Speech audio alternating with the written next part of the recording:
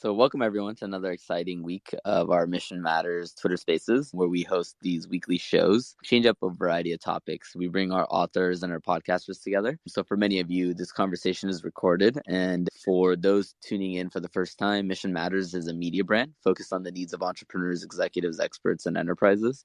What we do is amplify their stories so that we can inspire and educate future generations. That being more so our vision and mission for what we do. What we also help folks with is we have an entire book publishing division where we published about 300 authors in a wide variety of books. We have our podcast agency and network where we have launched, just about 200 or so podcasts at this point.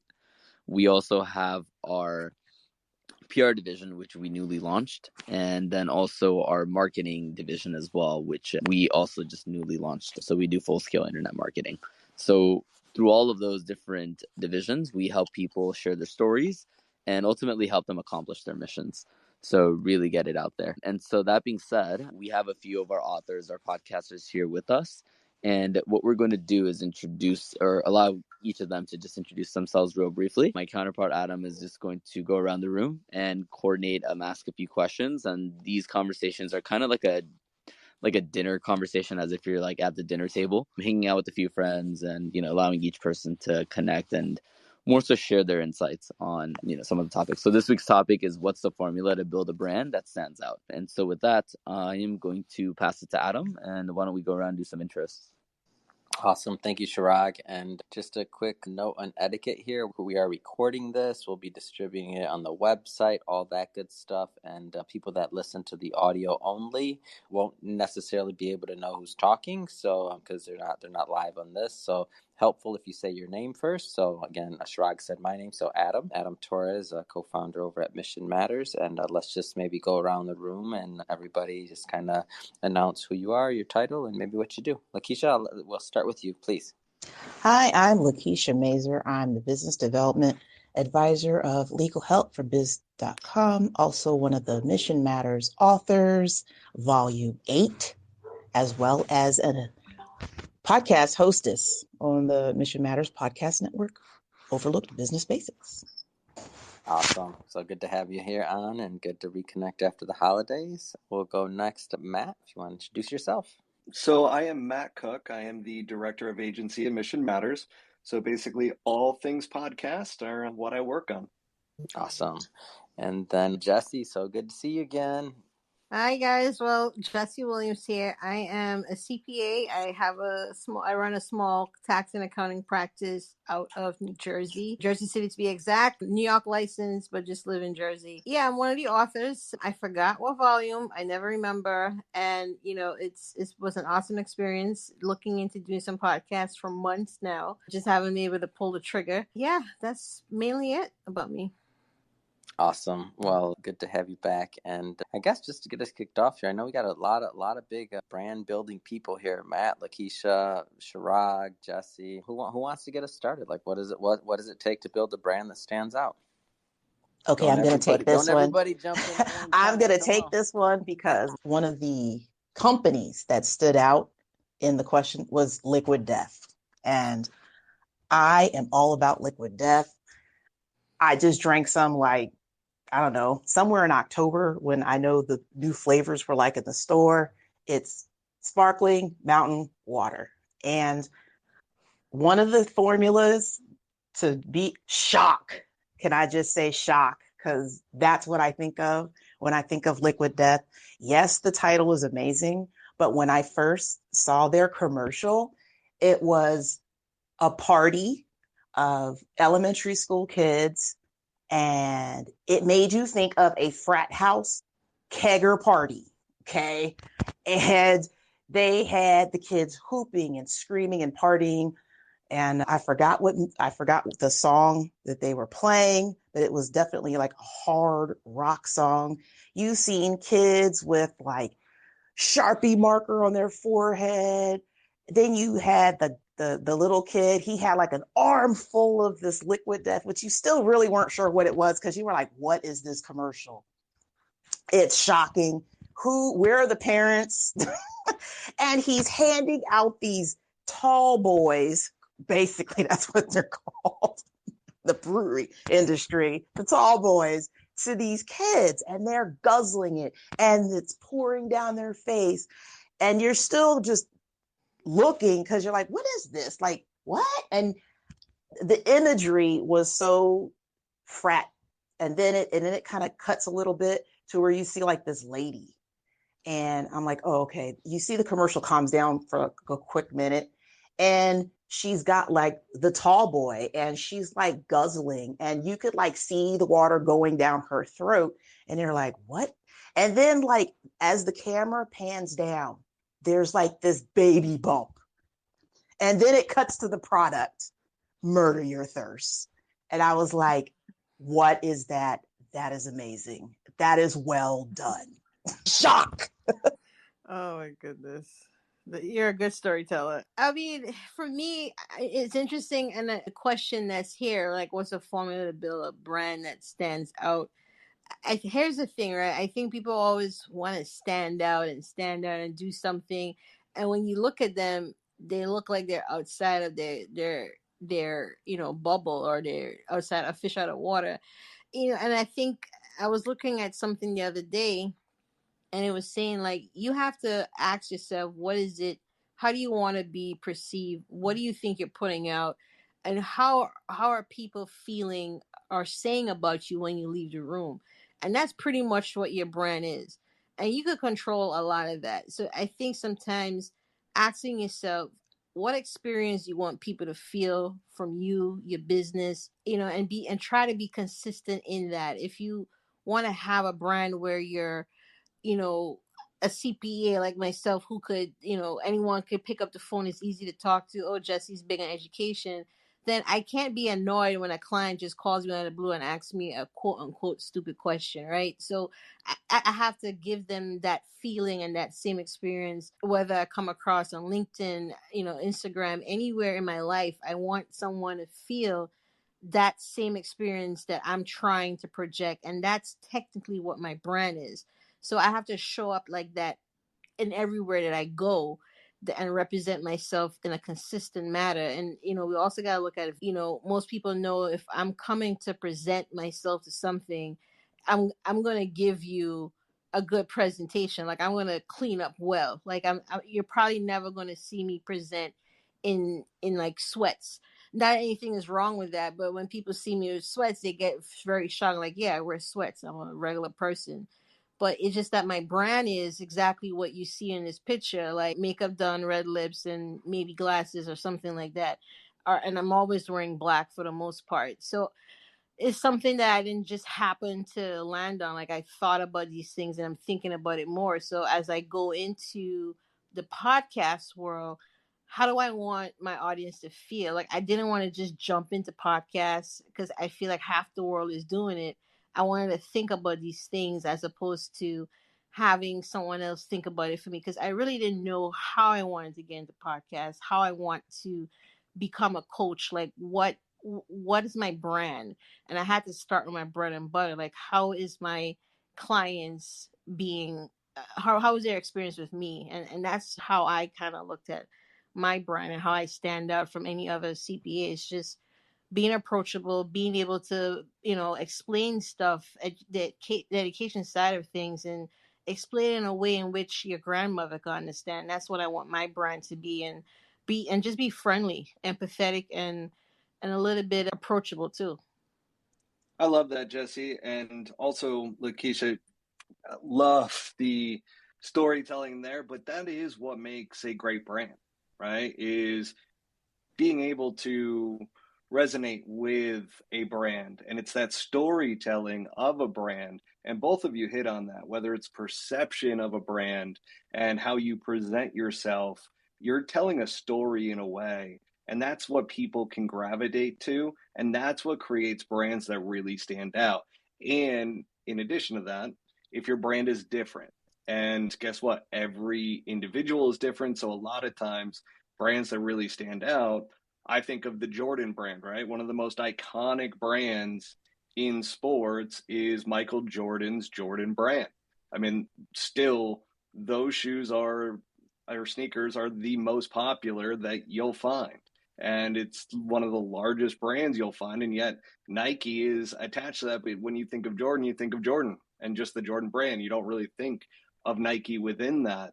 And so it's all about that storytelling around that brand. And when it is about somebody, and when I look at the Jordan brand, you think of the greatest basketball player ever to exist, that competitiveness, the what goes into, and then of course the logo. So his dunk at the slam dunk contest, the famous one from the free throw line, that is what his logo is, right? I mean, that's telling a story in and of itself. I've created a lot of brands throughout the years and a lot of companies, and literally that is one of the biggest things to accomplish, is being able to, whether it's in your logo or whether it's in the name of the company or whether you're an individual and it's how you present yourself to your clients, all of that is tied into what really makes brands stand out.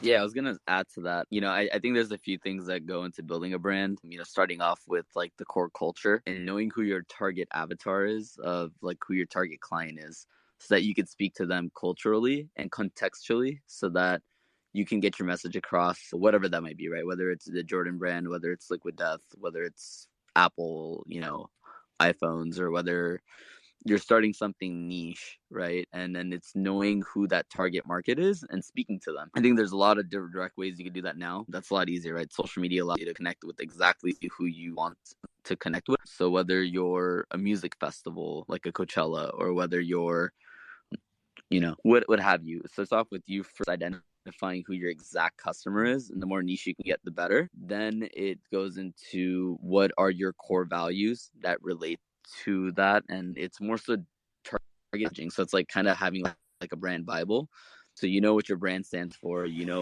exactly what the do's and don'ts are of the brand, and then you speak out that. So if it just so happens that your brand happens to be something that's a little bit more satirical, then that's the type of content that you stick to through your social media, through even all of the other mediums that you might communicate, whether it's through blog posts, through video and posts. And it's being able to directly provide that message on a consistent basis. And I think consistency and frequency of the content is also the next thing that's very important there. And that's also part of the formula to build a brand that stands out, and then it's showing up consistently, right? So it's, so it's not doing this just, for a few months and letting it go, but it's, to stand the test of time and to build something that's generational, you kind of have to just keep doing it over and over again until that's what you're known for. So a few of the different elements that go into it, but just wanted to add a few of the things that I think strike what makes a brand stand out from others. Well, I definitely love that concept of the brand Bible. I know as I build, what is that? I think I launched another company this year, or maybe 2 or 3. Anyway, and you have to keep track of that stuff, whether it's your core company and you launch a product line or you branch off into a different thing, you still like with the branding consistency. And another thing in the formula that I actually liked was the in with the storytelling, the backstory, the hero's journey. And I'm usually not in social media up front like face. I'm usually audio because I do a lot of the clients are on the phone. So never really have to see me unless they really want to. Never had to really Zoom.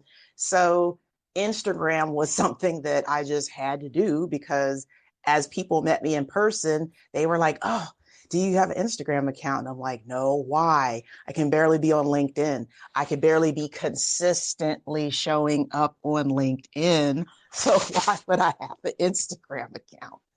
But that whole resonate with people and to give them an insight of your life, to understand that you're an actual person. I mean, yes, my podcast definitely gives people like, oh, this is what she sounds like and this is what she knows. But what is she doing when she is not behind that microphone? Oh, she has a cat. Oh, okay. So for my hero's journey in Instagram, I let people know I am an Instagram newbie because people like nostalgia. Like, I remember when I was new to Instagram.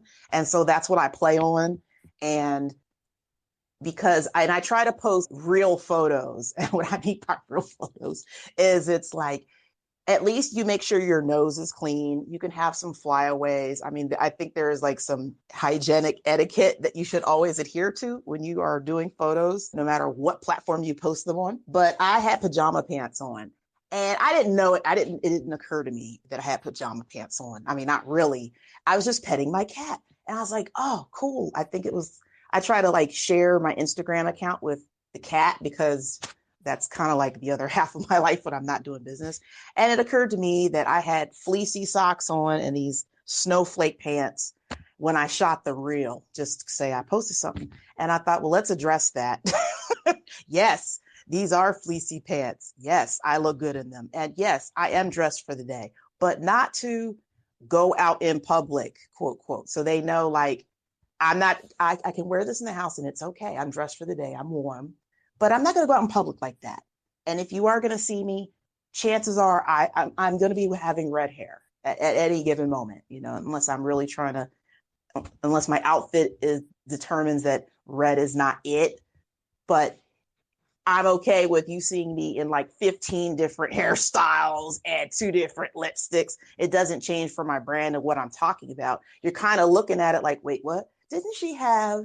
But that's on half the time that's intentional. Half the time that's on purpose. Even with my podcast, certain words I say, it's on purpose. It's intentional. I used it the right way, or did I? You don't know. It was that touch of shock, but the subconscious of your mind, like, I think she meant it like that. But you never know, but you keep intently listening.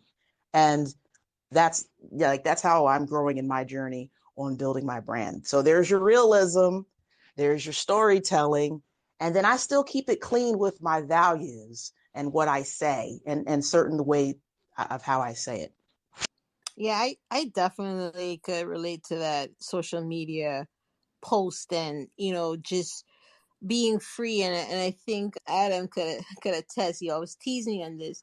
There's only certain things that I post on my Instagram. Like you get the business side of me. You'll see me lifting or doing something really crazy in the gym. And then there's food. So it's like that's it. I'm sure if I had a dog, which I'm dying to get, I will probably add that in the mix. But for the most part, my viewers get to see only 3 versions of me. I can't, like, me personally, I've decided that's what my brand is on Instagram.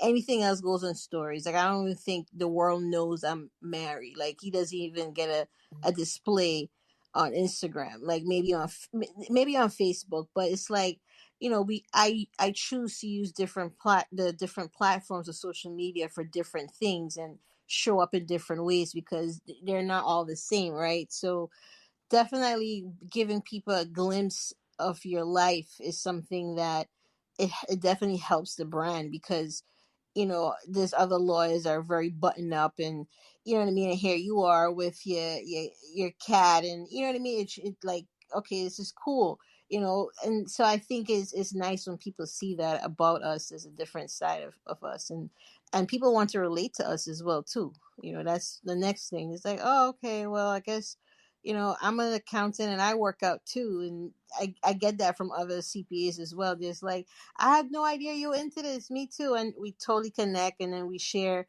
referrals and it definitely, and then it leads to business. So being able to connect to people is so important for our brand. You should definitely get a dog. You should definitely get a dog. I can't. I can't do it because it's like I'm in the tri-state. There's only so much room, and I don't want a little dog. I want a German Shepherd that, But let me tell you why. So Favor, that's my orange cat. Okay. If you look at marketing to cat people, orange cats are on the bag. Okay. The reason I market my cat, I can't make this stuff up. I've always liked orange cats since Garfield and Heathcliff and all that. Mm-hmm. But to really get one, I was like, if I'm going to have a pet, it needs to work in my favor. Because I had an Instagram account for my other office cats. Okay. Mm-hmm. So he and because part of he advertises is pet wellness, because I offer a pet health matching account. And one of the prescription discount drug cards, you can use it for pet meds. So that is intentional. And that is why, it is. And also back in the day when people, I guess, would watch Facebook originally and they were supposed to be doing work, they would watch funny cat videos. And so I thought to myself, yes, yes, and yes, and yes. And it allows me, if I wanted to market on pet channels and things like that. Why? Because I have a cat and he represents two products. Even he's even on my website. It's like favors, favorite things, or something like that. And nostalgia. He is a rescue cat. Everything's intentional. There you go. All right, so I'm kind of curious here. So everybody, and first off, you have me dying laughing over here with the orange cat. I like orange cats too. It's all good. I'm really enjoying this particular fireside chat. I'm over here dying laughing. So good stuff. But so I'm curious. So everybody, I mean, we've talked a lot about the personal brand side of things. So everybody on this call is at varying levels of their journeys with their personal brands and how that relates to their business. As I mentioned before, this will be recorded and distributed, or it is recorded and it'll be distributed. So, for the listeners out there, any tips you have for those that are maybe just kind of getting started and getting, their feet wet on that idea of them being a personal brand? Because I still feel like that's still a transition for many people. They have their work identity, but the concept of creating your personal brand even outside of work, whether it's complimentary or otherwise, just understanding you are a brand. Any tips for people that are out there that are just getting started? I'm going to jump in. When you say this is Jessie, when you say getting started, do you mean starting in business or just getting started actually thinking about their brand? I mean with their personal brand. So a lot of the things that we've been talking about, we've talked about obviously Liquid Death and the brand of a company, but as you mentioned earlier in your decision on making a personal brand, you decided that you were only going to put certain types of content up on Instagram. There's people out there that are kind of in those beginning stages, whether it doesn't have to be Instagram, by the way. I just mean that idea of us being a personal brands. That's new. That's still new, even though everybody on this call lives in that world for this particular call, but the people listening may not. So any tips you have for people that are kind of getting started on that journey? I think the first thing people have to think about is first, what is already out there? Like you're whether you decided to put anything out there or not, somebody's already perceiving and viewing you and experiencing you in a certain light. So I did this just a couple of months ago. I asked some people like, hey, what do you think what do you think my brand is, and when I leave the room, what do you think people are seeing when I leave the room? And I made sure I asked that question because our perception of ourselves, for some of us, is very distorted and is very different from what we put out. So I think we have to start there first. And if it's what is out there is not what you want to be reflected of yourself and your personal brand, then you have to make strategic ways in how to change that. And I think for me, that is a first step to doing that. Working in public accounting, there's certain things I know I couldn't control. But what I could control is how I presented myself. So that was actually taking a shower, making sure my hair is brushed, combed, and it's silly, but it's the little things that counts. And being on time. Like these are things that even if anything else suffered, no one could take that away from me. Like I came to work, I showed up, I was ready, I presented, I was prepared.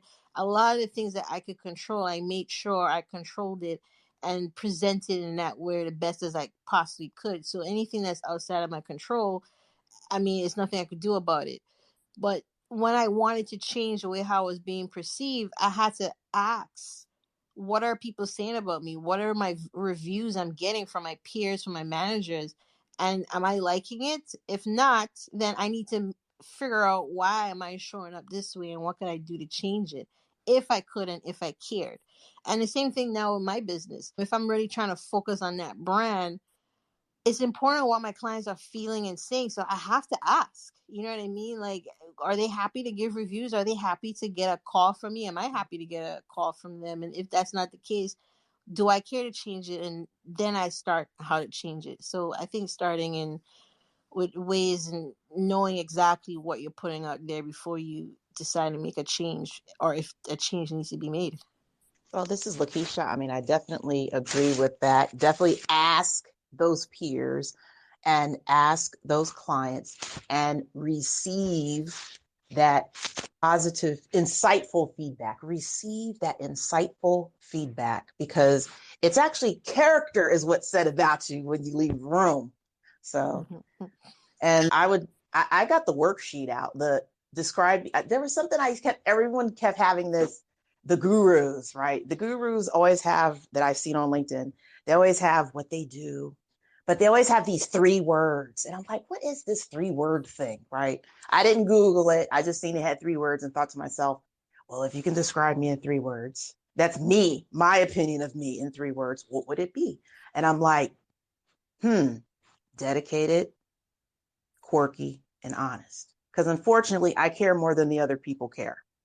Being a life and health agent and the legal services too, but it's like, this is the season. So I'm trying to call them and they're not calling me back and I'm frustrated. But at the same time, it's like, well, I'm dedicated to this because I know that they're going to have some issues and I solve those issues. So despite how they think about me, and even when I get on the phone, I'm always asking for reviews and referrals because I know I did a good job.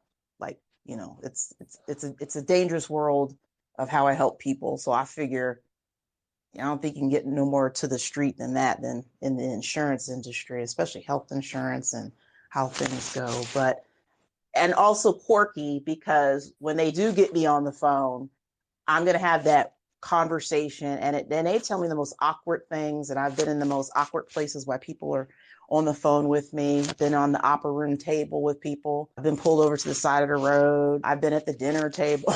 Just like, I need to call you back. But they take my call. So there's value there that they took my call. But I definitely ask, and just receive what they say. Oh, I thought you were, and it is a little tricky when you are transitioning a little bit into, say you were transitioning in like another field.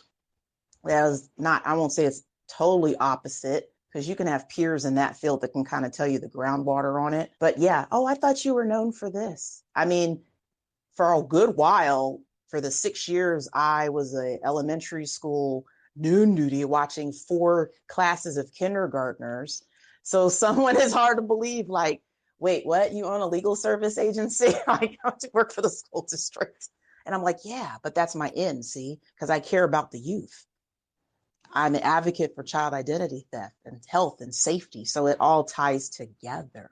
And honestly, the public part of me is only like 6 months new, because so many people wanted to like follow me and listen to me. And I'm like, really? Wow, that's pretty. I'd never really thought about it. But you can't grow your business if they don't know who's behind the business and they don't know the hero's journey of what it took for you to grow that business through the ups and the downs.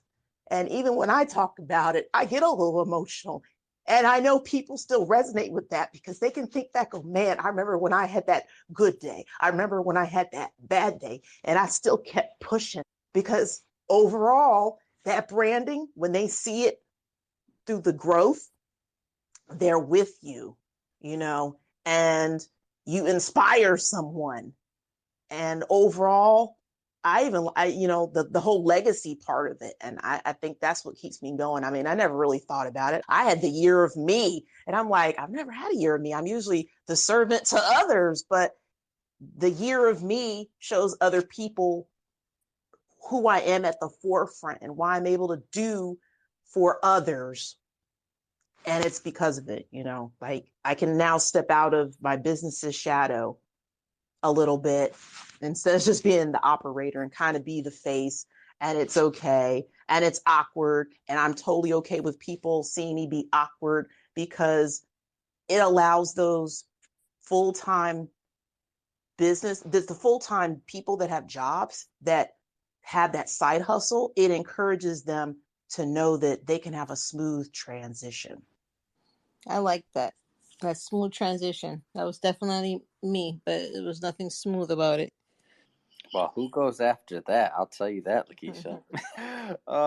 So we covered personal branding as well, and now I guess let's talk a little bit more about the business side of it. So, like your brand specifically, either I mean, anybody actually. I don't have to say specifically, but it could be Jessie, Lakeisha, it could be what Matt you're doing at the podcast agency, Chirag. Like on the business side of the brand, like what kind of thought goes into what you put out there? Like maybe we can start at like the content side of things. Like what kind of thought goes behind that? I honestly would like to hear Matt's opinion on that, because you guys obviously are three different individuals but work for the same company. So, whereas with me, I am the company in a nutshell for now. So my answer is going to be there's no difference. Jessie Williams is the brand of the company. So when you have, an actual company where everyone has the different things happening, how do you guys, just take your personality out of it and create a brand for Mission Matters? See what I That's did a there? great question. Mm-hmm. Yeah, no, that's a great question, Jesse, because the difference really comes into play where you have to be yourself, and you have to be genuine and authentic to who you are. And that ultimately through interacting, and for instance, like Adam and Chirag created Mission Matters, right? When I first came in, it took me a little while to understand the company culture and to fit within it. And then from there, it's like you have to find who you are within that culture. And I think that is probably the best way to put it, is being yourself within a culture.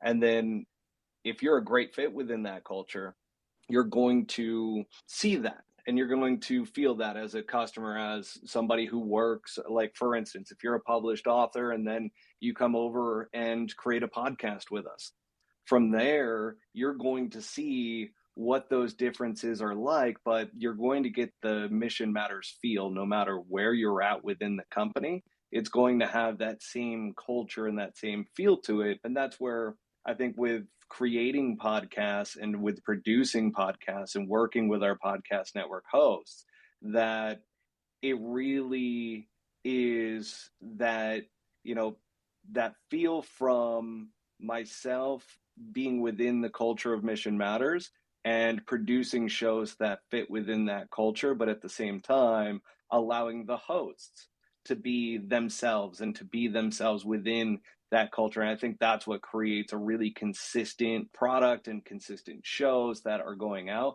and shows that people are really gravitating towards, because, we have so many great experts within our network and within who we work with, and they're getting their advice out there. They're interviewing people that are influential. And so we have different types of shows, and that's really dictated off of who the host is within the network, but we help curate that and turn it into a well-polished show that, somebody like yourself could be really proud of. But the one thing that I would say is you're never alone in that process, that you always have the ability to work with myself, with the team, and really build what that show turns into. Because in the beginning, I'll tell you right now, you may have a concept or an idea of what the show is, but shows evolve. And that's where, even within our network, we really try to focus on, getting your footing underneath you, that structure of being a podcast host on the network, and getting comfortable with it before, you start making tweaks and changes along the way, because you're going to evolve naturally just within your initial set of episodes. And Lakeisha's experienced that. She can speak firsthand in regards to that. But it's pretty cool to be a part of a great organization where there's a culture built by founders that, are still active within the company. Some of these companies that are out there, you have to fit within a culture that was originally created with a different mindset. We're lucky enough to where we've got strong leaders in Chirag and Adam, and we're able to really be ourselves within that culture. Yeah, to piggyback off of that, I mean, I think it comes down to like, creating that brand Bible that we spoke about, but it's not like we started off that way. It was an organic process where really what we were doing in the beginning, especially in the early days, was just Adam was creating podcast content. And then what we were doing was just pretty much resharing that podcast content, finding golden nuggets. And then eventually, we figured out our tagline and we amplify stories. And then over time, we even rebranded the whole company, several years ago, where it wasn't even called Mission Matters. That happened organically over time. I think it was called Money Matters Top Tips was our original name. And then a couple years into it, we changed it to Mission Matters. And so just like it was a very organic process to really build this out and phase this out. I mean, there's so many conversations that Adam and I had early days. And then even eventually when we brought Matt, Jeff, Jennifer, and the rest of the team, we got a lot of their input in regards to who we are, what we stand for. And it's evolved, it's been an ongoing evolution. And essentially it's what's developed our brand Bible. It allowed us to really figure out organically who our target clients are, who our podcasters are that we work with, that resonate with us and the brand, and then also who our authors are, and then kind of gives us the chance to really build things out. But we've been doing this for a few years now. I think going on almost 7 years. And so it's just been a very fluid process to just let it evolve and grow and figure out, who the brand is, who our target customer clients are, our authors are, podcasters are, who our listeners are too, right? Because there could be a little bit of a difference between the end consumer and who we're approaching or who is actually working with us. A lot of what we do is helping people create educational content. So there's a vast difference between end consumer versus our current clients, and knowing the difference and who the intention is, what the intention is for, and like why you're developing certain pieces of content. I know, to address Adam's original question. Well, I just say I love working with the Mission Matters team because it brings out therapeuticness in doing the podcast. I didn't know, but also the accountability, which as a solopreneur, you kind of actually need. It's my little iron sharpens iron, and if I felt I needed hand holding, I can actually, in this case, I could just follow instructions and take that insightful feedback. But the culture is very on point, and I love, the fact that I'm like a part of it. And it's just a therapeutic experience working with the team and, even doing the book and making content for the podcast network. So we're heading into 2023. Might be a little too early for this question, but I think I'm just curious. I mean, what's everybody thinking going into 2023 in terms of their brands or plans or wish lists for their brands or things they want to do? Not holding you to anything, but going into 2023, what's on the agenda for people and their brands and just planning?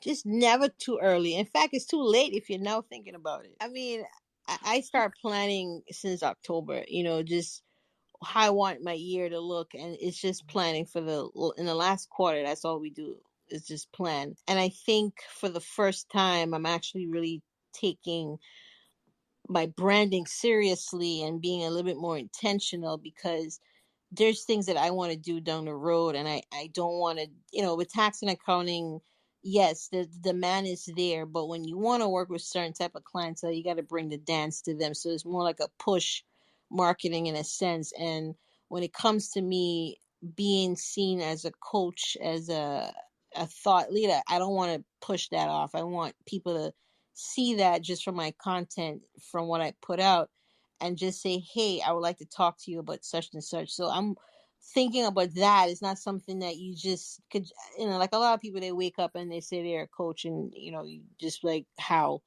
And then, so it's like, I want to spend time building that out for 2023. We always look back at the current year, like, what did we do wrong? What did we learn from it? How could we do better? Obviously, revenue goals is always the top of my list to do. And, then I talk to my clients like, look, it's year end. What are we planning to do next year? And how could I be a part of that? So I'm a huge planner. So it's never too early. This is Lakeisha.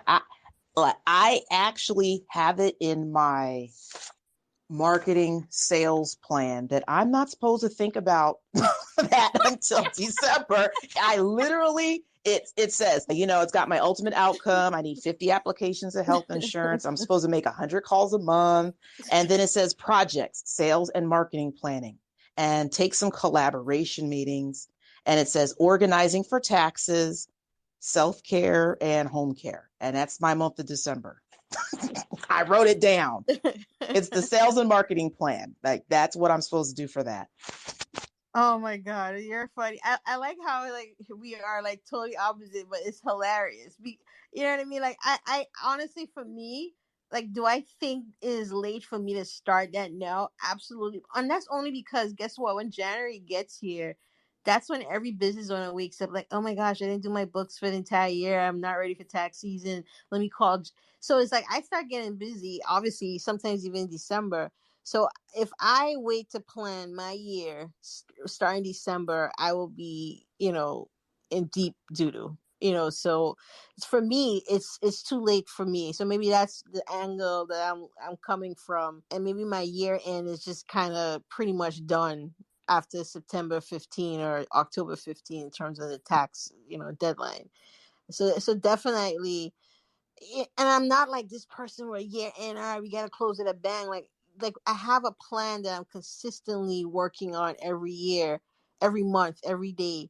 If my goal by the end of the year next year is to, add 100K to the bottom line, then I always peel it back what I need to do today to get to that bottom line. And I can already tell you that means I need to be on 3 calls a day.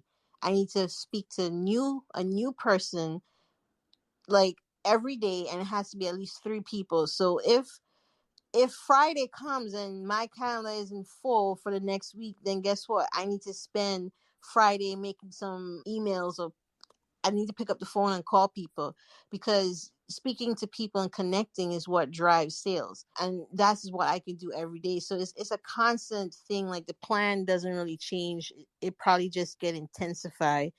So it's never really a new plan. We just tweak and just move on in a sense. So I think it probably would look different from your industry, what your year in, what that looks like, how does your sales cycle look like, and so I think it would look different for a lot of other people. Well, definitely, Jesse. You're in the tax industry, so yeah, it would definitely depend on it. So I guess there's holiday drought. I don't know. For some industries, there's holiday drought. In some industries, there's holiday hustle. I actually touched a little bit on that, but that's next Thursday for those that listen to my show. But even for me in the insurance industry, anything after Veterans Day, honestly, good luck with that. And I know people are picking their health insurance, but still, you got to get them back on the phone. You got to get them back on the phone. And they got I call it holiday brain. And even if you've got a long sales cycle and you have to deal with committees and all this approval, there's like this holiday donut hole. And if you don't know what you're doing, your sales are going to suffer, your cash flow is going to suffer, and you're going to be living off a month and a half of reserves if you fall in that certain industries. And it's kind of rough, but I mean, I got some tips and tricks, but I ain't gonna lie. I actually am, I'm like, where's my reserves? But my remedy is I'm going to pick up the phone more. I still suffer with call reluctance. I know the value of my phone calls are worth thousands of dollars if I get the right phone call, but still it's like, but that's a confidence and a value that I think we all as business owners work on. You know what I mean? You're not picking up the phone to tell people bad news. You're picking up the phone to say, hey, I'd love to support you in what you're doing. And I'm just curious if you need help in this. Yeah. Yep. Yeah, I knew it was going to be fun having you two on the same line. I was like, your personalities are just both fun, and I'm like, oh, you guys have to know each other. I feel, I don't know, I think you both get along. I hear a lot of similarities. So yeah. yeah. What? I'm sorry. Where are you? Where is she located? Give me a name again. I'm sorry. Lakeisha. Lakeisha. Tell me where you're located. I am located in the Southern California fun person spot in a retirement community. Why I retirement city. That's like a stab at Adam. Like, and it's strategic. I just said that as soon as I saw you two on here, I was like, oh, number one, this is going to be fun. Number two, you two should know each other. And I didn't think you two have spoken. So be sure to connect you through email just to make sure that you both have each other's contact information. Absolutely.